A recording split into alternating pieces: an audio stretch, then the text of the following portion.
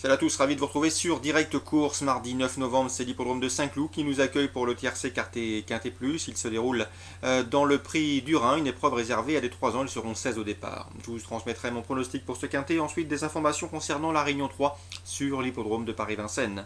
On revient sur ce quintet réservé à des 3 ans, les surprises ne sont pas à exclure. Quoi qu'il en soit, le numéro 2, Ballplume sera mon favori.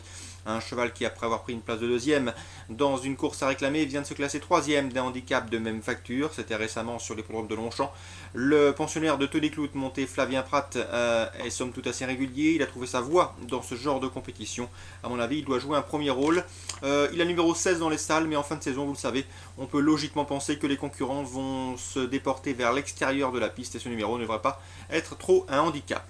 Numéro 4, Help from Even, ce ne sera peut-être pas le cheval de tout le monde, et pourtant cette pouliche présentée par Joël Bonnard a bien tenu sa partie dans un récent quintet, dans un handicap de même facture, elle a terminé 6ème. Sachez également qu'elle sera munie de hier. Numéro 11, Priego, il a été malheureux, en tout cas il aurait pu prétendre à un bien meilleur classement et pourquoi pas la victoire à Deauville le 21 octobre s'il n'avait été rétrogradé. Ce cheval numéro 11, Priego, présenté par Carlos Lafont-Parias, monté Olivier Pellier, devrait également faire partie des concurrents en vue. Il le mérite au regard de ses performances. Numéro 15, Kings Canyon, présenté quant à lui par David Smaca, monté Stéphane Pasquier. Ce cheval est en progrès, il reste d'ailleurs sur une victoire convaincante, une victoire qui lui a valu 5 livres de pénalisation. Malgré la surcharge encourue, on peut penser également qu'il doit faire l'arrivée d'une compétition de ce genre. Donc le 2, le 4, le 11 et le 15, mes priorités. Ensuite, je me méfierai du numéro 12, Brave Power, présenté par Jean-Marie Béguigné, un cheval qui débute dans les handicaps, difficile de savoir s'il est pris à son juste poids. Quoi qu'il en soit, il fait preuve d'une louable régularité depuis ses débuts, toujours présenté à bon escient par son entourage. Il faut s'en méfier, ce numéro 12.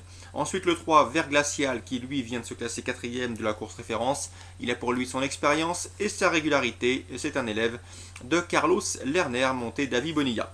Ensuite, je me méfierai pour une cote du numéro 10, Djoukov. Djoukov, présenté par Xavier Thomas Desméault. Le cheval a déjà gagné sur ce parcours et si son entraîneur effectue le déplacement du sud-ouest, ce n'est pas à des fins touristiques.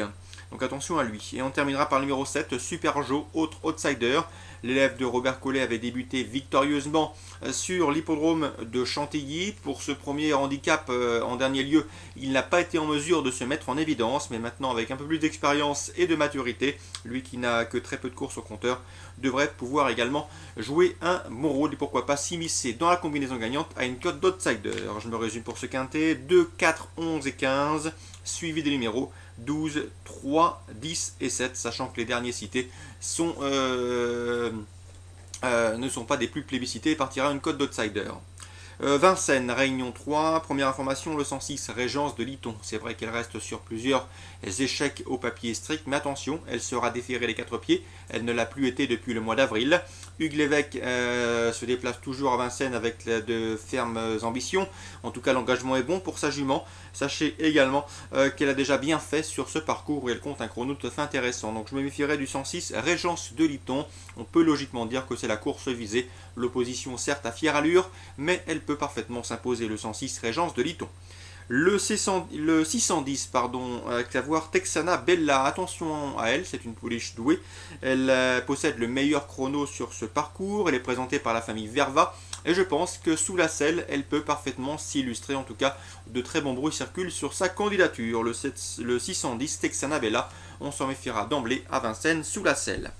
Le 711 ensuite, Séguinel Bamon. J'ai bien aimé sa course de rentrée sur l'hippodrome de Melay-du-Maine.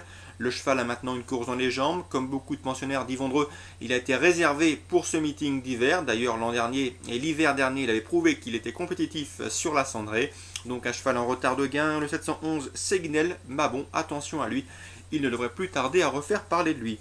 Dans cette épreuve, on se préfère également bien évidemment du 707 de C.O. Josselin. Le cheval reste sur 2 échecs, il était parti favori lors de ses 2 dernières sorties et ce à 2 contre 1. Nul doute que Jean-Michel Bazir a procédé à quelques réglages. La dernière fois, il s'est montré fautif au départ à Anguin. Après 2 échecs parti favori, il aura à cœur de se réhabiliter. Donc 711 et 707 qui aura à cœur de se racheter.